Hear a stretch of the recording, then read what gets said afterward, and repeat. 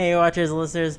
This is Cat Attacks Life. Welcome to the show. If you don't know me, I'm just nobody with a dream who likes to talk a lot. This podcast is going to cover anything, everything, and absolutely nothing at all. If you're watching this on YouTube, don't forget to like, comment, share, subscribe if you like me. If you don't, that's okay. I don't take it personally. Most importantly, if you're on Buzzsprout, go check out catattackslife.buzzsprout.com. That's where I upload the podcast episodes directly. You can listen to me anywhere you are on the go. I hope wherever you're listening from, watching from, that you're safe, that you're doing great, that you're ready to attack. Today, without further ado, let's get into it. Welcome.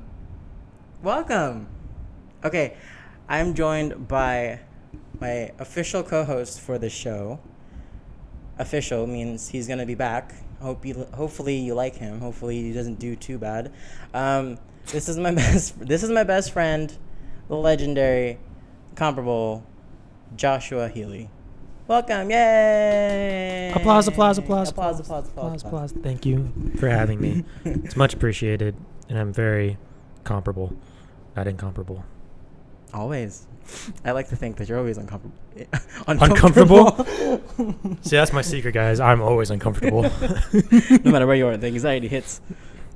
Oh, see, we're jumping into it already. Okay, so we are sitting in the Jockey Club Hotel, Las Vegas. We live here. But this special room, you guys are going to see that on YouTube. He's going to take a tour. He's going to take you on a tour. And it's a super cool, I wasn't expecting this dope kind of, there's like 5-6 beds here. What do you think? What do you think of this right now? I think that if I ask for a bed, I get more than I bargained for. So I think it's cool. I think it's the perfect atmosphere for, having a chill night and just hanging out with friends. And wait, why are we celebrating? Because it's our birthday week. That's the whole reason why we're here. This is literally the middle, like we do this in between. Every weekend. I wish we would eventually. I don't think my liver could do that. Oh, yeah. Oh, I forgot. But this is the part where I reveal that I have a liver No. Yeah, no, we're turning 25 this week. Josh's birthday was a few days from this recording. Mine is going to be a few days after this recording. We're 25. I like to say that we're a quarter century. We're worth $0.25 in the dollar of life. That's deep. Right? Some fortune cookie wisdom right there. It's amazing. We're 25. I'm 25. I don't know how I feel about it. I don't feel like I'm 25. I don't feel like I'm 18 either. It's weird. It's a weird feeling. This is probably what people would call a moment in time that they don't completely understand, I would say. It's not a midlife crisis. It's not a quarter life crisis. It's just... There's no crisis. I just work here. It's pretty much what's going on with me right now. I'm just happy to be That's here. how it feels to be 25, and I'm pretty sure Kat could relate to that. No, it's a weird number. I usually there's milestones in life where people are like, oh, you're 18 now, you're 21 now, you're this number, and then when you're 21, everyone says life is gonna go downhill from there. I don't think like that. I don't. Neither of us do. I think that the one thing that's always been the binding factor between us is that we're just getting started. I mean, we've always felt like that ever since high school, that we're always on the brink of just getting started. And I think that the fact that we're 25 now and still feel the same way that we did when we were 18, when we were 21, like you said, people are always like, oh, it's always downhill from there. And it's like, if you choose to believe that, because I was gonna say perspective. Neither of us choose to think. I mean, I know for damn sure I don't think that it's going to be downhill from here, and then I would be really disappointed if it was. So, I mean, it's all about how you see it. I mean, people like to think that they're 20, like the early 20s is like, oh, that's where the time is where everything's going to get done. Well, no one knows when or what's going to happen or how to collect themselves in their early 20s. That's basically from your teenage years. Like, it's after high school. That's not fair. Like, after high school, everyone just kind of goes in a float. Like, you're just trying to do something with your life. But that's not fair to be like, oh, this is where the best part, this is where the rest of my life is going to be the best part. It's like, that doesn't it's all perspective. It doesn't mean that there's going to be less after that. 25 is a great year. I think it's going to be like it's the beginning, like the beginning of everything, anything. Like this is the age where we can rent a car at a lower rate. Right? That's one good thing. I mean, I don't want that to be the milestone of my year of being 25. It's like, what'd you do for when you turned 25? It's I rented a car. Yo, I rented the shit out of a car. All the time. My car was never driven. I put no more miles on my current actual car. Because I was renting a car. Yeah. Yeah, I know. See, like... Enterprise hates me.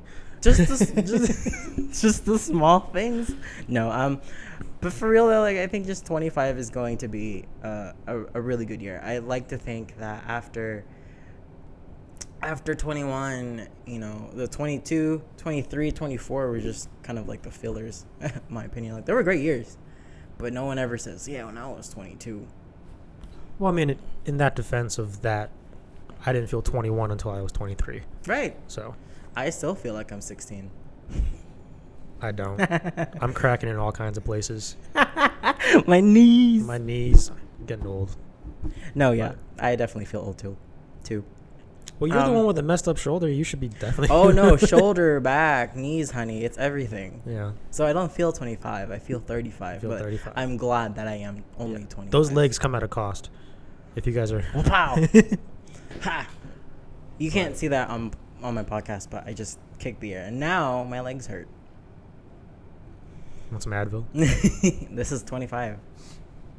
Well, I think, you said it's all about perspective. And I think the biggest... This is like beating a dead horse because I'm pretty sure everybody, at least our age, has heard it already. Is, there's a path that is set up before you. After high school, you gotta go to college. You can get a job right away. I mean... And that's pretty much that's the story that's told for a lot of people is, you either do this or you do that. And then that's it. When in reality, there's a smattering of different kinds of paths that you can take. And, I'm glad that I never took the path that I thought I was going to be on. Right. And I'm also glad that I didn't jump into anything right after high school. Right. Because, not to knock anybody who does. If they know, and that's fine. It's just, I think that people were just being sold on, you do this, this, and that. You're supposed to have this, this, and that at this age, the milestone achievements and whatnot. And I just, life is not linear. It's not. It's very much something that cannot be boiled down to a piece of paper when you look down at it like a timeline. And I think that a lot of people lose sight of that, and that's how they define the things and the goals that they're doing. Like I want to graduate by 23, and I want to have my own practice when I'm 26, and by the time I'm 30, I'll be married, kids, house, and then from there, I'm just going to work and retire when I'm 75. And I'm just like, that's conditioned. It's conditioned, and it's terrifying. Yeah. If you could, that's pretty much what it is at 18, I think, was that they lay out all these options, and I don't know how more people don't get terrified. Maybe because we're so oblivious because we're 18 and we do whatever the hell we want. I remember that. But it's like, how terrifying is it to sit and actually think to yourself, it's like, if I just do what they tell me to do or what I should do, that I will have the rest of my life figured out for the next 50, 60 years. This has been the longest year of my life and the shortest year, weirdly enough. Mm-hmm. So just, for everybody who's watching this in 2020 and beyond, I'm pretty sure years from now, you remember 2020. Just think about... I'll remember 2020. Just think of the rest of your life being like 2020 where, not as bad as it is, but like how fast and how long it took, which is a crazy juxtaposition. Mm-hmm. And then imagine knowing every year from here on out and then seeing it that way. And I think that's, if you're not terrified, there's something wrong. Right. I think people don't see life. To me, right now is very slow, fast at the same time, because now it's November, and lockdown started in March. Like I don't know what in between. There's so many factors. There's so many things that we couldn't do, and I felt like that just made everyone go crazy because their life was so, revolved around the schedule, revolved around the 40 hours, revolved around the paychecks, revolved around that kind of time. And, you notice now, like, so many people are going crazy in not good ways either.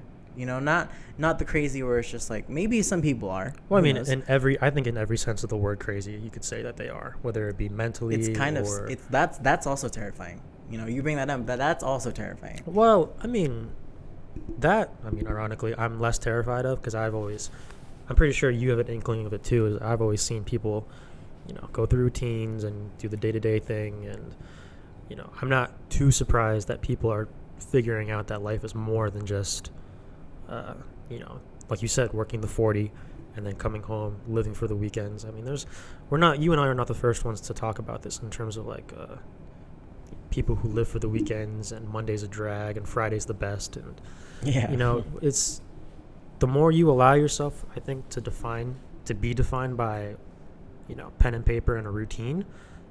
And yeah, no wonder why people are going crazy, because they never really knew who they were in the first place, because they were defined by the things that were now all of a sudden taken away from us. It's like the world was collectively put in a big timeout, and like, hey, what you think matters actually doesn't. Exactly. So Oh, exactly. That's so true. So I have no idea what's happening next in terms of how people perceive things, and I think you and I are like on the cusp of a great many people our age and younger who are realizing like, hey, this is not cool. Well, I hope.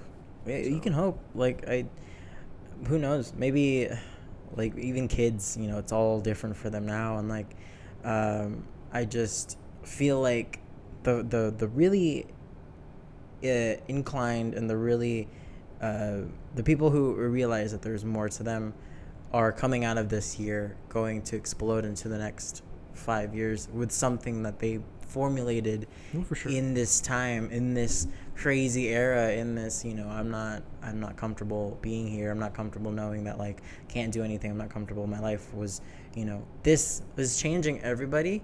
Like, the knob is being dialed up for the people that, that need that kind of fulfillment. And fulfillment is the word. Like, what have you been doing in this last? Not a lot of people can do a lot of things, and if you think about it too, like the normal stuff in your day, and like the normalities of what living should be when it comes down to like, oh, I have time to focus on myself. Do people want to focus on themselves? Look at that. Look at that. Like, no, because you can tell a lot of people are dependent on this schedule and dependent on these paychecks. And even when you're getting paid at home, unemployment, right? Even when you're getting paid at home, no one wants to sit and look at themselves. No one wants to sit and be like, hey, this could really matter to me in my life and improve me from the bottom up. But no one ever does that. And then like, when I say crazy, this city specifically, Las Vegas, there's a lot of things going on that I haven't seen before in my life because of this time, because of our lack of, one, being social, two, the rules enforced for some reason that makes people angry, three, the fact that there's people who are definitely like fighting for their lives in that sense, because money right now talks and no one's speaking, so people don't want to focus on themselves, even with the resources, even with the time. And that's kind of scary. And to me, I've been doing a lot of like inner work here. I've been doing a lot of, my own accountability things, my own things to really look at. And this came out of it. This was born. This whole thing that you're listening to right now was born from, the fact that I could do something with it.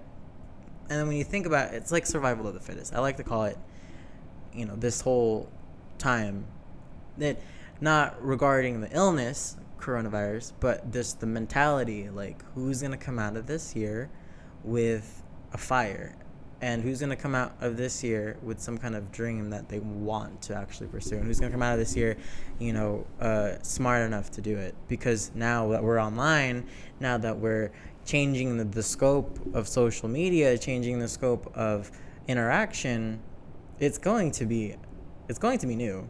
And whoever takes advantage of it, I'm really looking forward to see what people are made of, right? Like people are capable of.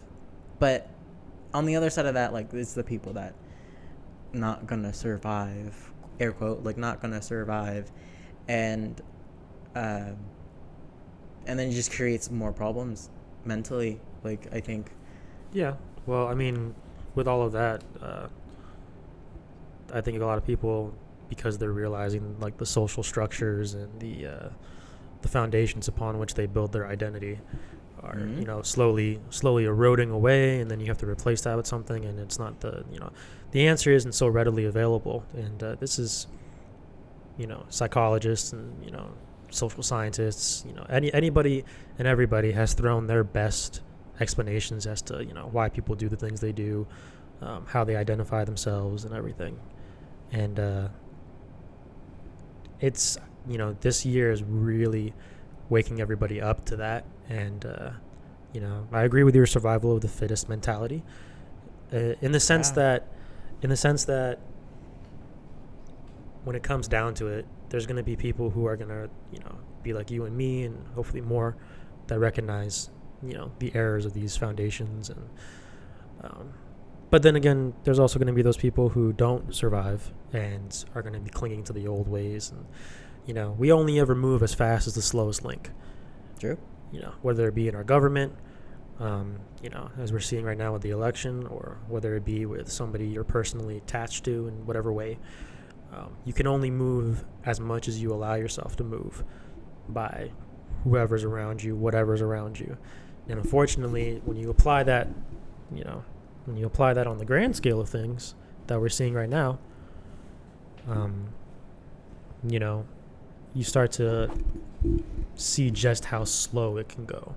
Yeah. Right. Because everybody, and you and I have talked about this before, especially during, when everybody was going crazy, the riots, and talking about the kinds of changes that need to be made in this country and in the world abroad. And you see that change is not something that comes easy. Change is not something that comes fast. And I think that the thing that people are having a hard time sitting at home with because of this quarantine is the fact that they want things to change so bad. Yeah. And so, whether it be to go out again or whether it be within themselves, that's probably the harshest reality they're facing, is that they have to change. And, not only do they not know how, they don't know how long it's going to take.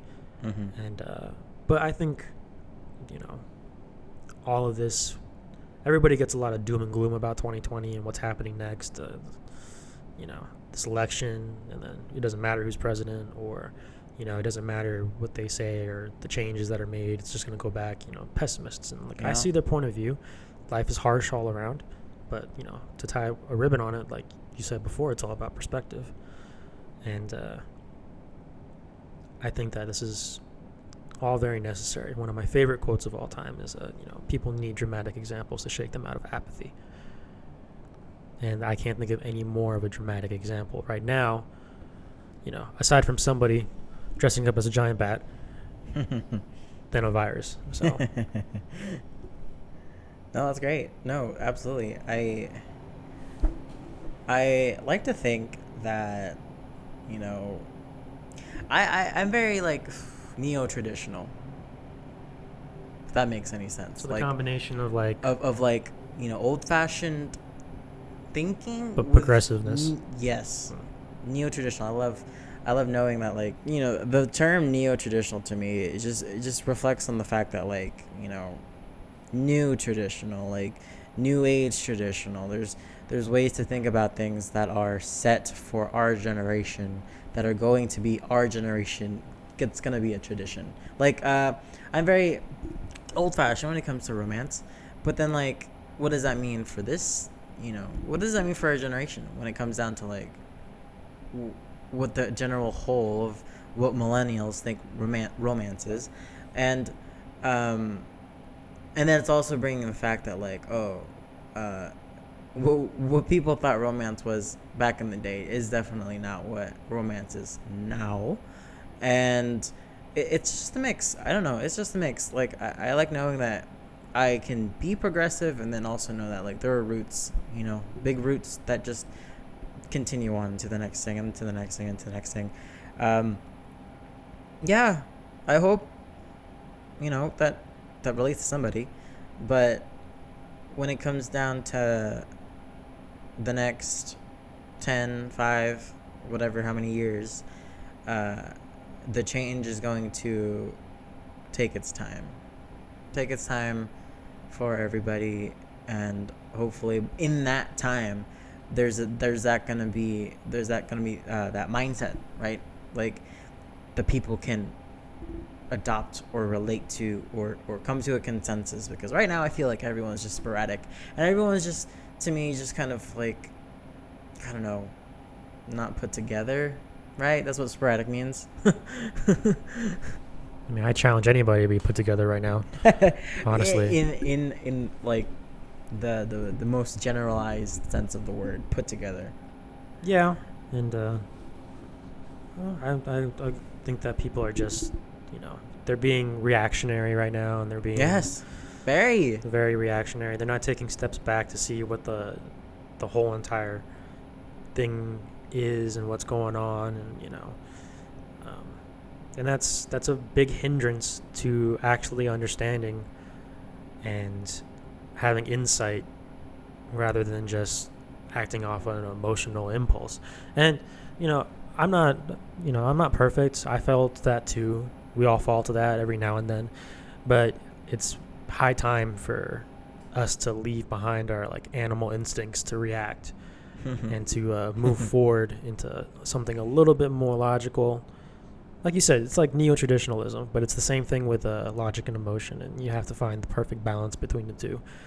And when you start threatening people's livelihoods in any sense of the word, whether it be their identity, their paycheck, their health is a big one, their very well-being, things get ugly, and people, without even knowing it, revert back to that mentality of lack and that mentality of survival, And when you're constantly in survival mode, you don't see beyond the horizon. You just see what's in front of you.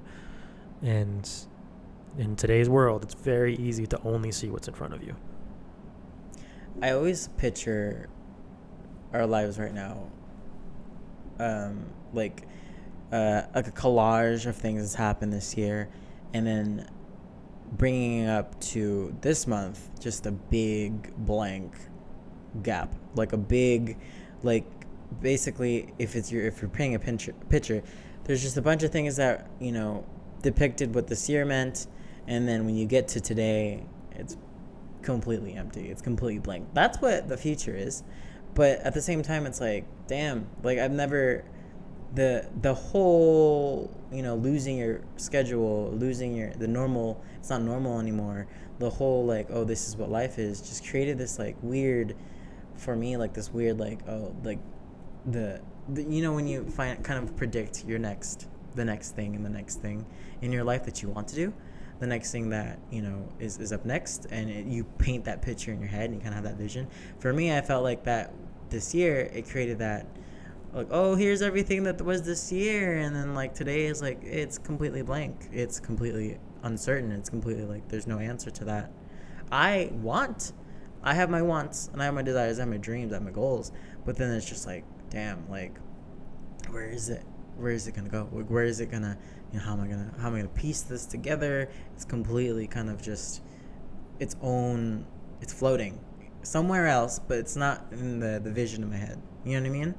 Because I don't know. Like, I take it day by day is the most generalizing. Like, it's so hard for people to take it day by day, if that makes sense. So that's what I'm trying to say. Like, you see your day, but now it's like, oh, what else is gonna happen? Oh, what else is the next day? Like, is your job on the strip going to be secure? Is what's tomorrow gonna say? What's the who's the president? Whatever. Like, it's all uncertain, and I think that's exciting. I think that's exciting, not because I don't have a picture of it, but it's just like the fact that anything could be on there. Anything could be that picture. Anything could happen. Yeah, I think. Well, I mean, a lot of people don't share that mentality, and for a lot of reasons, mostly because the uncertainty aspect, where you and I see the potential of things, people will usually see, the fear of not really knowing what's next. And so that definitely plays a factor into it. And it's a perspective. It's a shift in the way that you view things. If you simply look at things from a different angle, you'll begin to see opportunity rather than crisis or these things. I mean, there are things out there, this virus and everything that's happened in this year, the boiling point of people, that are just inherently bad.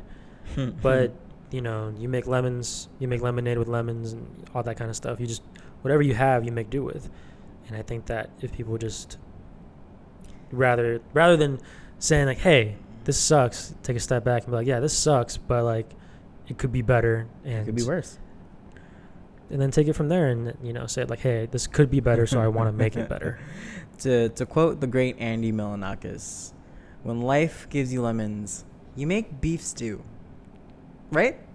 You work with what you have. You work with what you got. And that's all that matters, because you're still here. And you're still kicking. And you're still trying to find a way. I thought that was great. I don't know about you, but I'm just wondering how it would taste, that's all. Lemonade stew. Is that like a it's like Burger King's version of carne asada or something like that? That's gross. I know. It's disgusting. Did you guys use limes? Like, nah, we used lemons and we didn't use like actual meat. We used the leftover grease from yesterday. All right, moving on to lighter topics.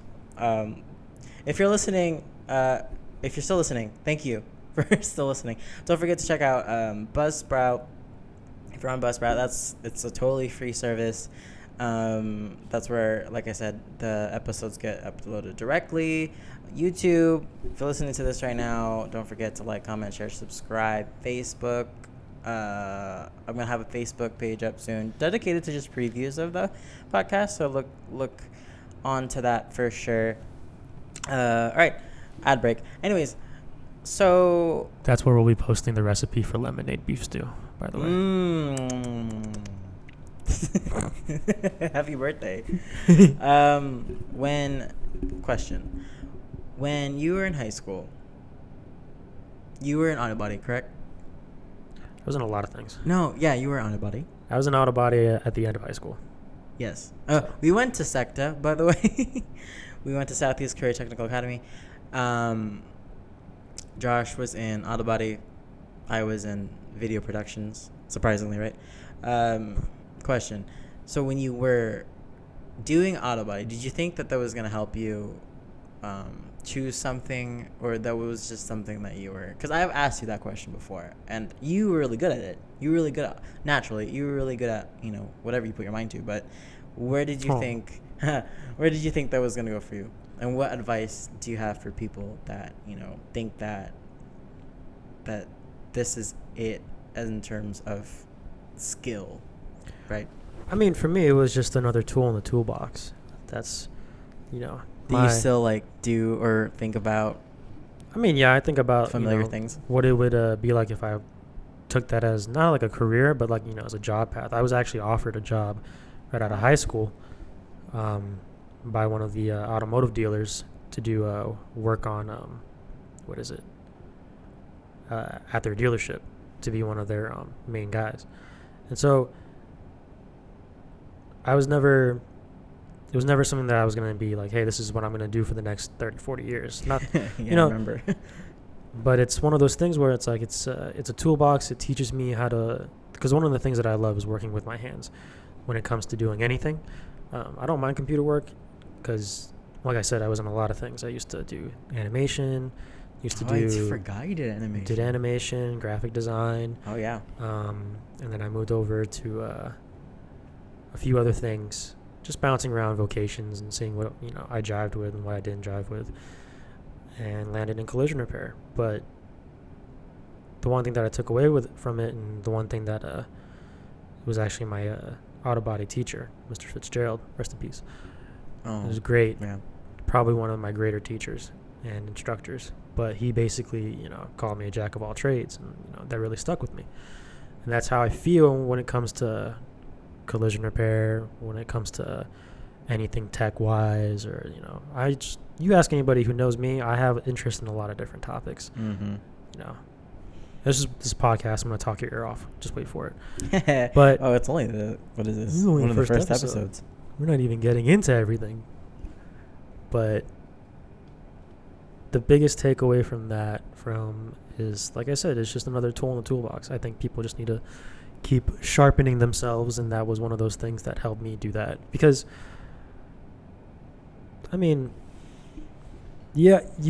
people are divided into groups so easily these days. Yeah. Right. You're either defined by how you work, where you work, what's your skill, what's your trade, what's your career, and that's it.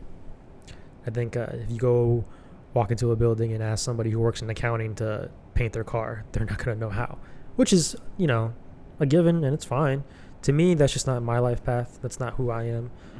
I like being able to have an ability to do things that everybody else can do. Yeah, that's why we're best friends. Yes. Very similar, same mindset when it comes down to things. Not because I fix her car, but because we're... Wait, what? Not because I fix her car, but because we have similar mindsets. If I needed help, sure. Like, please. Yeah, you want me to paint your car? We could do that. No, yeah, I think it's something to me. This is another thing that we talked about all the time. When people pick one specific thing for the rest of their lives, and I'm not knocking on people who do, and people who are successful at it, congratulations. Like, you are, like, let's say, okay, sorry you trailed off. We're back. We had to get our guests, our peeps from high school. Oddly enough, we were just talking about high school. Funny how that works. Right. So back to that. What was your, what was your moment that you, decided that you just didn't care anymore? About high school? About the process. The process? What are you talking about? Yeah, about high school. Oh. When did you get senioritis? Obviously not in senior. I got it in junior year. I think we both got it in junior year. I said this sucks. Well, I think the culmination of it was, you remember Mr. Ingalls, right? His English... Yeah. Yeah, she's shaking her fist over there. Yeah, so, Crystal. yeah, he's a household name. But I think it was when I was helping you out with your own media production stuff and whatnot. Yes. And we had a substitute that day, and I just didn't go to his class. I just ended up ditching. And so the next day he comes back and he's like, "Oh, Josh, I noticed that you weren't on the roster. Did you, have something going on? Like, what happened?" He's like, "Oh, no, I just didn't come." He's like, "So you're not even going to, come up with an excuse?" And I'm like, "No, I just don't want to come." I love how you're throwing out the name specifically. So if anyone's watching... I'm sure he's shade. doing fine wherever he's at. The shade. The shade. He wasn't a bad teacher. I just didn't care. So, yeah. So yeah, we have our friends here from high school. All three of them sitting on the couch right now we're from cosmetology. And you guys can say stuff. It sounds like I'm like... They don't know what they're saying. But, so our school was divided into, how many electives? A bunch, right? I'm not going to count. I do remember distinctly that there was a lot of cliques going on. It wasn't bad, but also it wasn't Green Valley High School. Well, I mean, that's the nature of Shade. going... More shade. That's the nature of going to a vocational school where, people naturally congregate into their vocations. I think the only exception was you and me. You said vocations? That's a big word. I'm trying to think of the other word. Electives. Occupations, electives, sure. But yeah. But I also remember that we never fit in anywhere, which was great. We always in different areas of cliques and groups. Well, yeah, I mean, I think that's the nature of yours and my personality. Yeah. So, I mean, I bounced around between 3 different Not electives. that I'm saying everyone else was in a clique, but I think it was just... I think that would have helped everybody just kind of be friends with people from different vocations. Vocations, right? Yeah. That's what the word is. Yeah. I mean, that's just that's just how people organize themselves in whichever way. You don't really think about it in terms of like who you hang out with, and it just comes natural. It's one of those things. I came across our program because I was throwing stuff away. I think I sent you a photo of it. I came across our program, the graduation program. Graduation program, and I told my stepdad I was talking to him. I was like, "We only graduated with 300 students." He's like, "That's a lot." I was just like, "No, it's not." Green Valley graduates with like 500. Right, 600, whatever. 600, yeah. And I do. When I bring that back, I always remember when they were painting the camera at us, and they were expecting us to throw our hats in the air. I don't know if you guys remember that, but they were panning across the front row to see if we were gonna throw our hats. And we all looked so stupid. There is no video footage, but I looked up, and everyone was just like, like, I don't know what's going on. Because our hats were like bobby pinned down. Everyone else was falling off. I think that was just really funny. We had like the most awkward graduation I could ever remember. And it's so weird. I coasted. If I'm being honest, I said C, I'm good. If my report card said like A, C, I was like, I'm great. Like, yeah. I passed. I'm happy. Then I also remember like just that time was so nostalgic. Like senior year, graduation. I loved how it was great for like 3 days, and then we just never talked to each other ever again. What do you mean? I loved it. I'm being sarcastic. But I loved it. Yeah, we're not friends anymore, I guess. Yeah. No, I high school was just interesting, but it wasn't the craziest. I honestly wish that it was crazy. I wasn't into everything else everyone else was doing. Right? Like a prom, I didn't even go to prom. I had dinner with like 4 of my other friends. Is that what we did? Did you go? I don't remember. Oh. Sorry, I have the memory of goldfish. You couldn't even go to prom. Yeah, that's a different story. Oh. For another day. So. Oh, you're not going to tell anyone? Yeah, that's a different podcast altogether. Oh, okay. Sure. All right. So we talked about our birthdays. We talked about life. We talked about high school. We talked about there was a lot of intricate things we were talking about here. Going back to like, we talk about this a lot though, like purpose, like time and what our lives could mean. We talk about that so much. And I feel like when I talk about it, it's not as like it's so grand, but I know like my next day is like, oh, I'm gonna wake up at like 10 a.m. and I do not care. Like, I think that when I look at purpose, it's like it's so small right now. Like, it's so like the beginning stages of like, oh, this is what I mean to other people.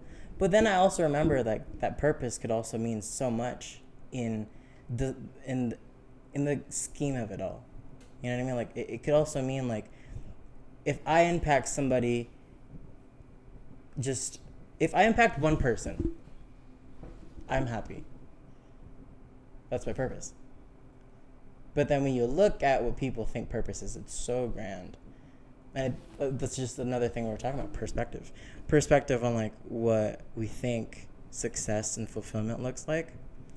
But then it's also right in front of us. Like, it's also right in front of it's on our phones, it's in our text messages, in our normal interactions with friends. You know?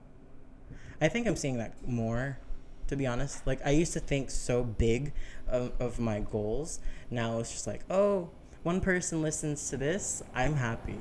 One person listens to that. One person gets like inspired by this. It's great. You know? I don't know.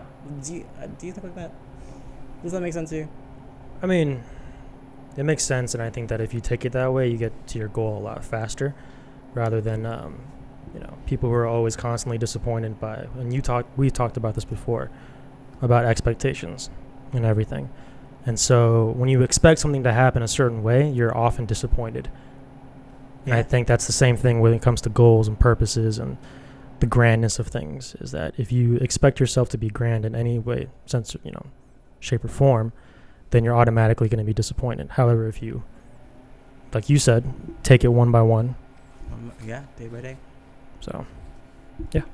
So on that other side of the spectrum, how do you think you would do as being famous? I do not care for fame at all. So, Oh, he doesn't care about fame. no, it's not me. I'm somebody who works behind the scenes.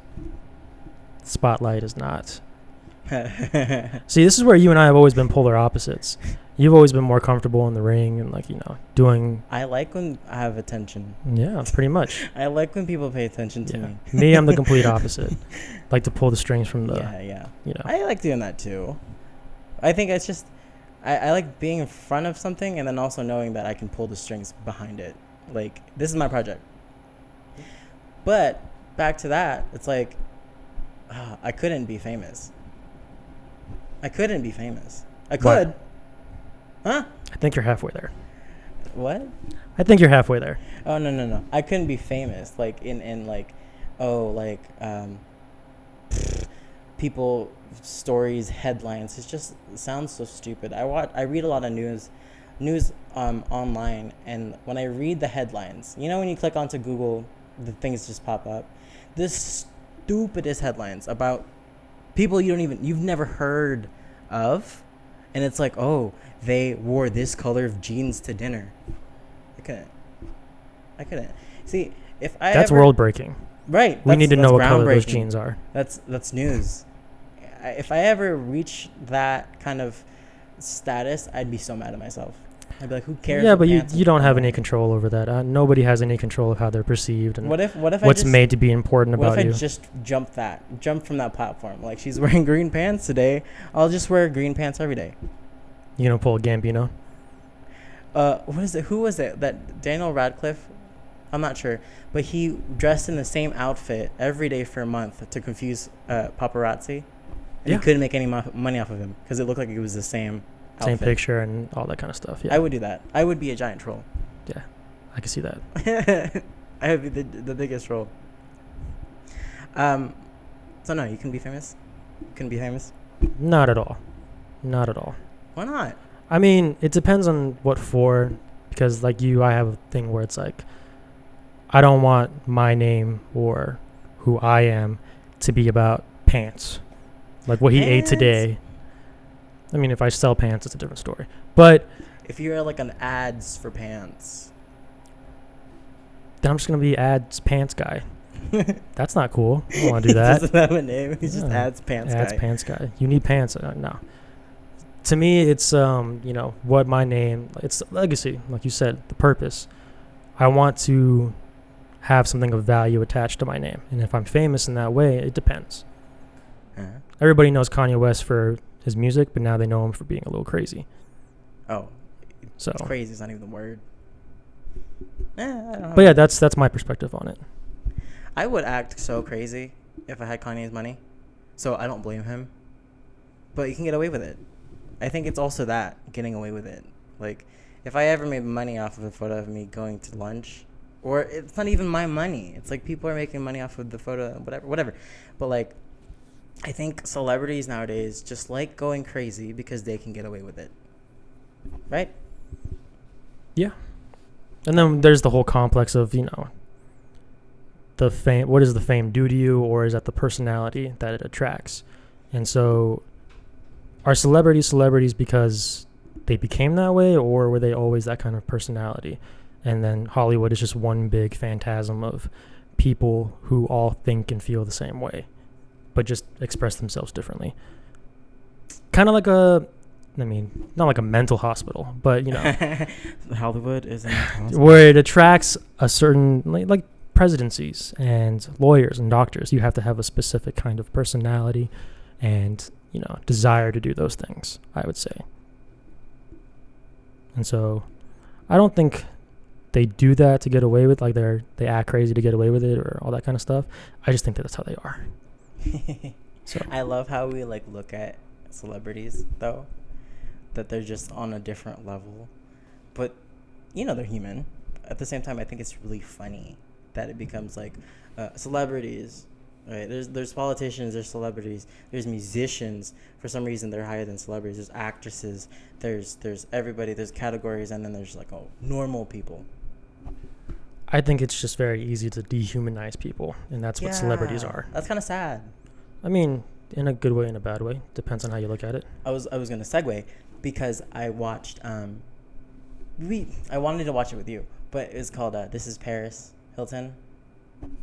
Yeah. Oh yeah, I remember. Yeah. Yeah. I watched it twice, and that's just another. That's what I was coming to the topic of. Like, people really just don't recognize that celebrities are also human beings. Like, they're just these like 2D figures because of the picture. That's all you see.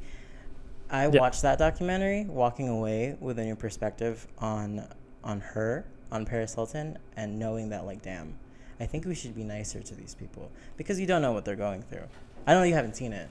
Anyone else, you should definitely go see it. No, yeah, I get the gist of it. Yeah. And everything. So, but no, it plays into the whole entire thing where it's like people rarely care about the people beyond their line of sight. You know, you maybe have like 3 or 4 or 5 different people in your life that you care about, and then anybody else who's outside that circle, people have a tendency not to really see them in any kind of empathetic way. Yeah. Right.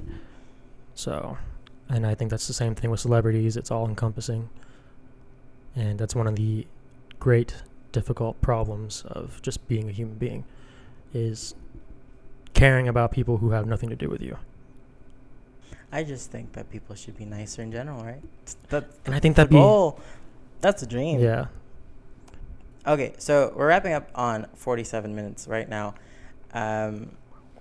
This conversation is going to extend because Josh, I love Josh. He's my best friend. He's, like I said, if you guys have listened to this far, thank you so much. She's lying. She actually hates me. Subscribe on YouTube. Go to Buzzsprout, catattackslife.buzzsprout.com.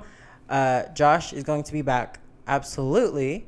He is my official co-host. So we're going to get into everything. Like I said, I wanted this podcast to be just kind of a conversation with friends. I want us to feel like we could be your friend. So if you like us, let us know. If you don't let us know. We're going to cry. But thank you so much for listening. After this episode, it's going to be past the election, so we'll figure out where that's going. I'm not political or anything, but I did vote, so there's that. Once again, thank you so much for tuning in. This has been Cat Attacks Life. Josh, any final words? We'll be posting the lemonade beef stew recipe. Lemonade beef stew recipe. Absolutely. Yeah, that's coming soon. I don't know how it's going to taste, but I think it's going to be merchandise as well. That should be our shirt. Lemonade beef stew. Lemonade beef stew. And it's going to be like, where the hell is that from? And it's like, you guys haven't seen the podcast? There you go. Never heard of it? See, I'm a marketing genius. That's amazing. All right, till next time, thank you so much. Have a great night, day, wherever you are.